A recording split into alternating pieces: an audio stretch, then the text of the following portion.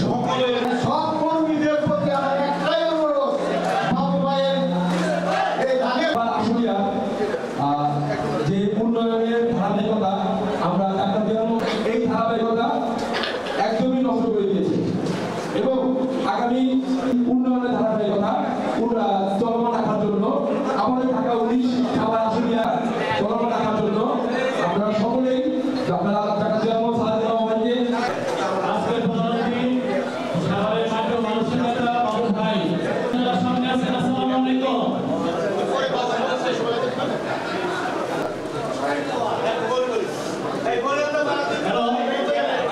আজকের অনুষ্ঠান সাভারের মধ্যে সারা বাংলাদেশের মধ্যে এইরকম অনুষ্ঠান ছিল, তারাই কিন্তু তাদের পক্ষে এটা সম্ভব যে আজকে জন্মদিন উপলক্ষে সুন্দর করতে সমৃদ্ধ করতে আমরা যারা সাধারণ শ্রেণীর লোকজন আছি এবং খোরশেদ ভাই মিলে আমাদের সবাইকে আপনারা সুন্দর করে নিরাপদ মনে করেছেন, সেই নেতা সাভারের সাবেক এমপি কঠিন হবে।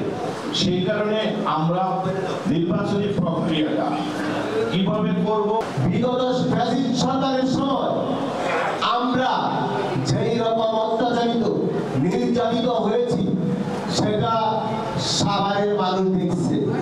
এই আমি যে বাড়িতে দাঁড়ায় বক্তব্য দিচ্ছি, আমি এই ওয়ার্ডের কাউন্সিলর থাকা অবস্থায় এই বাড়ি হতে আমাকে বিতাড়িত করা হয়েছে। এই বাড়িতে এক সময় দেশব্যাপী বেগম খালেদা জিয়া এসেছিল, এই বাড়িতে শেখ হাসিনা শেখ মুজিবের ছবি জোরপূর্বক টাঙায় রাখছিল। আমরা নিজেরাও করবো না, আমরা দেখতে চাই দেশব্যাপী বেগম খালেদা জিয়া, দেশনায়ক তারেক রহমান এবং ডক্টর মোহাম্মদ সালাউদ্দিন বাবু ভাইকে সাভারের মানুষ কতটুকু ভালোবাসে। প্রত্যেকটা ওইতে বাবু ভাই আমার এখন বিচারক, প্রতিটা এলাকার প্রতিটা মানুষের সাথে আমার যোগাযোগ। আমি নিশ্চিন্ত যদি সুন্দর স্বাভাবিক নির্বাচন হয়, কোন রকম যদি ভোটাধিকার পরিবেশ ঠিক থাকে, আপনি সাভারে 3 থেকে 3.5 লক্ষ ভোটের ব্যবধানে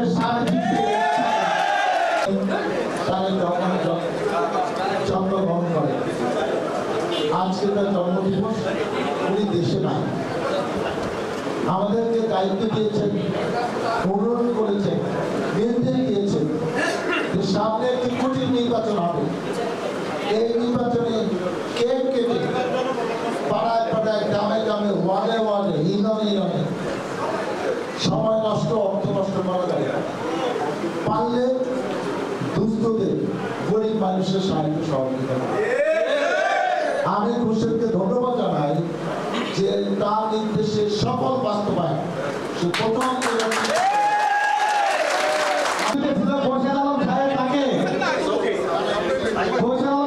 ফেব্রুয়ারি মাসে নির্বাচন হবে। আওয়ামী লীগের মতো যাদের কার্যক্রম আপাতত নিষিদ্ধ, তারা বিভিন্ন জায়গায় বিশৃঙ্খলা করার চেষ্টা করছে। তাদের হয়তো উদ্দেশ্য যে নির্বাচনটা যেন না হতে পারে, নির্বাচনে বাধাগ্রস্ত করা। কিন্তু আমি মনে করি 18 কোটি জনগণ প্রস্তুত, দেশ প্রস্তুত, এই সরকার প্রস্তুত, নির্বাচন কমিশন প্রস্তুত, সবাই প্রস্তুত। অতএব আওয়ামী লীগের এইসব চক্রান্ত বাস্তবায়ন হবে এটা আমি বিশ্বাস করি না।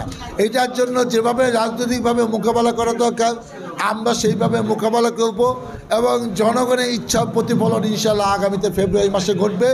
দেশে একটি গ্রহণযোগ্য, সুষ্ঠু, স্বচ্ছ, অংশগ্রহণমূলক নির্বাচন ইনশাল্লাহ ফেব্রুয়ারিতে হবে, এতে কোনো সন্দেহ নাই।